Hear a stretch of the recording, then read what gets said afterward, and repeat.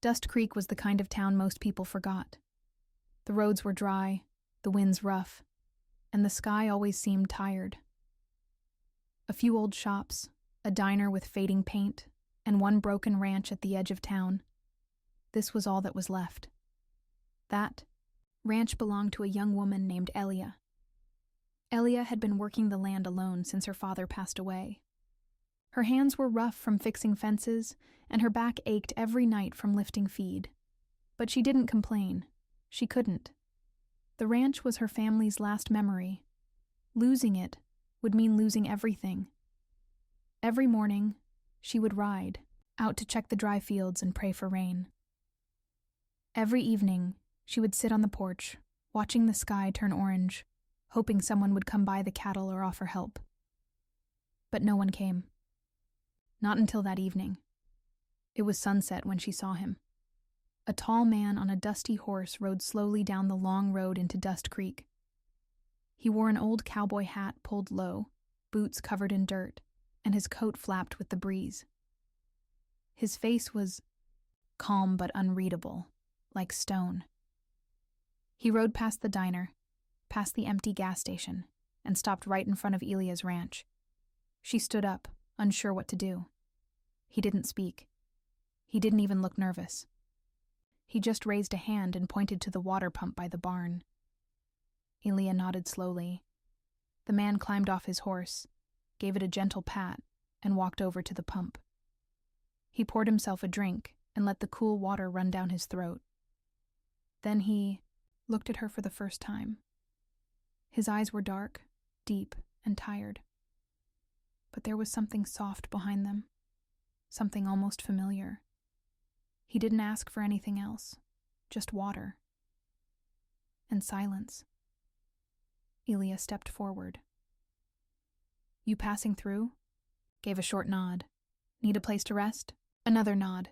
She pointed to the barn. "You can stay the night, but no trouble." The man tipped his hat, as if saying thank you without words. He led his horse inside, and Elia watched him disappear into the shadows. That night, she couldn't sleep. She thought about how the man moved, slow but sure, like someone carrying heavy memories. He had said nothing, not even his name, yet something about him made her chest tighten, like he carried a story too big to speak. The next morning, Elia found the man already awake, fixing one of her broken fences without being asked. He didn't speak, just nodded as she passed by. She offered him breakfast. He shook his head. She placed a plate near him anyway. The townsfolk noticed him too. "Another drifter," said the man at the diner. "He'll be gone by tomorrow," said the sheriff, sipping his coffee. But Elia wasn't so sure. The cowboy didn't act like a man running from something. He acted like a man searching for something. Each day he helped her, clearing weeds, feeding horses, mending tools. Still, he spoke no words, just nods and glances. And every evening, after dinner, he would climb the hill behind the ranch and sit alone as the sun dipped behind the mountains. On the fourth night, curiosity got the better of her. Elia followed him quietly, her boots crunching softly against the dirt. She stayed behind a tree and watched. The cowboy sat with his legs crossed, notebook on his knee, pen in hand. He was writing. He paused often, as if the words didn't come easily. Then he would write again, slowly, carefully. He turned a page and tucked a photo into the book. Elia couldn't see who it was, but the way he stared at it. It had to mean something deep. Suddenly, the cowboy looked up. Right at her. Elia froze. For a moment, the two just stared at each other across the silence. Then the cowboy smiled. Just a little. Just enough. He didn't speak. He didn't ask why she was there. He simply nodded and turned back to his writing. Elia returned to the house, her heart strangely heavy. She still didn't know his name. She still didn't know why he came. But that night, for the first time in months, she slept without fear. because deep down, something told her. This cowboy wasn't just passing through. He was here for a reason, and that reason might change her life forever. The next morning, Dust Creek woke to the sound of hammering. Aaliyah stepped outside, blinking, in the bright sun. The cowboy was already working, nailing boards across the barn's broken walls, tightening the loose hinges on the gate. He moved with quiet purpose, like he'd been there for years, not just days. She brought him water. "You don't have to fix all this," she said softly. He took the glass, tipped his hat, and kept working. No words, just a silent nod. It was becoming his way of speaking. As the hours passed, Aaliyah watched him. He didn't rest. He didn't stop. Sweat soaked through his shirt, but his hands never slowed. By noon, her tool shed was repaired. The broken fence was solid again, and the windmill turned like new. People started to notice. Old Mr. Reed from the town store stopped by. "That fellow with the hat? He yours?" Aaliyah raised an eyebrow. "No one owns him." Mr. Reed chuckled. "Well, he's doing more good than the whole town council." Later, the sheriff drove by and narrowed his eyes. "You sure about letting strangers stay?" Aaliyah looked at the cowboy in the field, hammer still in hand. "He's done nothing wrong." "That's what worries me," the sheriff muttered, and drove away. By evening, the cowboy finished the work and sat on the hill again. Same spot, same notebook. Aaliyah hesitated, then followed him, but this time, not in secret. She walked up the hill and stood beside him. He didn't look surprised. "Why? Are you helping me?" she asked. He paused, pen still in hand. Then he turned the notebook so she could see a single sentence written on the page. "Fixing something helps fix yourself." Aaliyah stared at the words. "You lost something too?" The cowboy didn't answer. He just looked out at the valley, where golden light brushed the edges of the trees. That night, Aaliyah sat on her porch and thought about what he wrote. She wondered who he had been before Dust Creek. A soldier? A man running from a mistake? Or someone broken, just like her? The next morning, she brought him breakfast.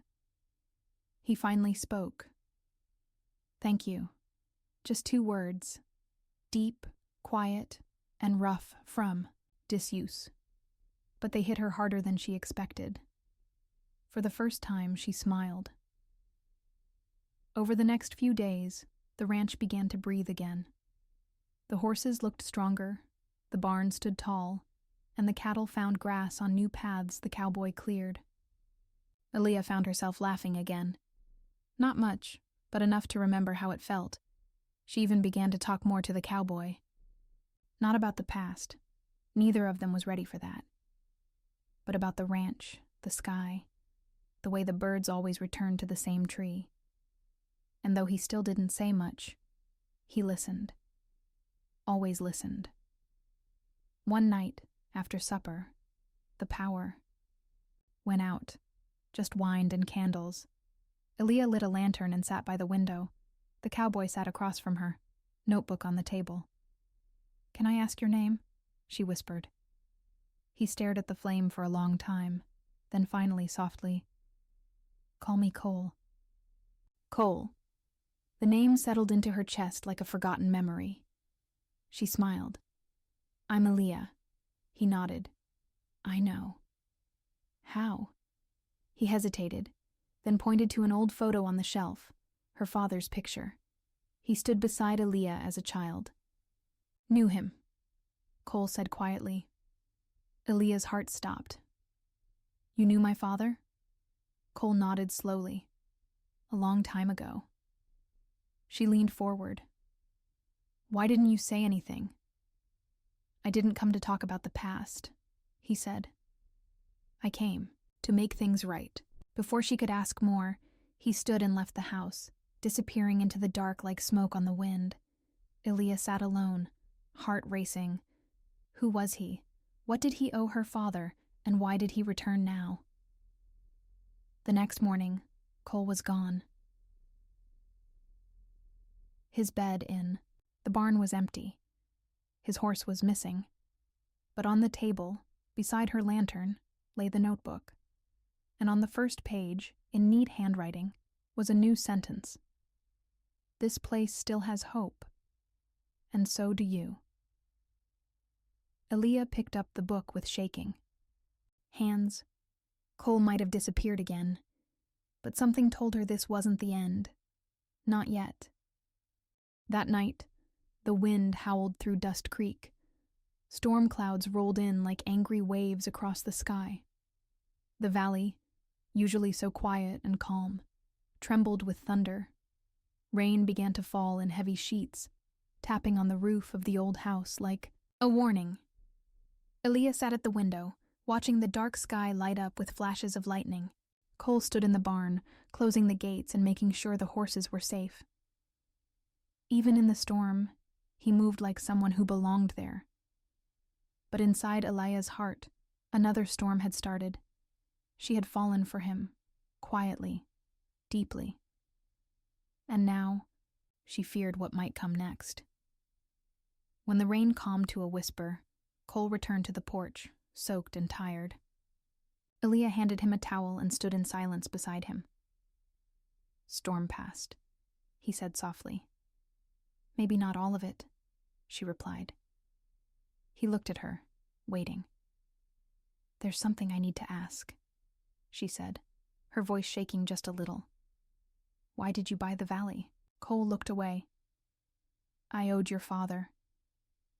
"That's what the letter said, but it's not the full truth, is it?" His shoulders tensed. "I bought it," he said slowly, "because it saved me once." She frowned. "The valley?" "No. You, Elia." Froze. "Me?" "You were just a girl, maybe 10 or 11, he continued. "I was lost, came here for water. Your father helped me, but you gave me something more." Elia searched her memory. "You gave me bread and smiled at me, even though I looked like trouble." That smile, it was the first kindness I'd seen in years. I never forgot it. Elia's heart thudded. I left Dust Creek, but I carried that memory with me everywhere, Cole said. When I heard your father passed, and the valley might be sold off, I knew I had to return. He paused. "But I didn't expect you to be here, still fighting for this land." She stepped closer. "Why didn't you just tell me?" "I thought maybe I wasn't the man you remembered, or maybe I didn't deserve to be." They stood, under the porch light, rain dripping from the roof.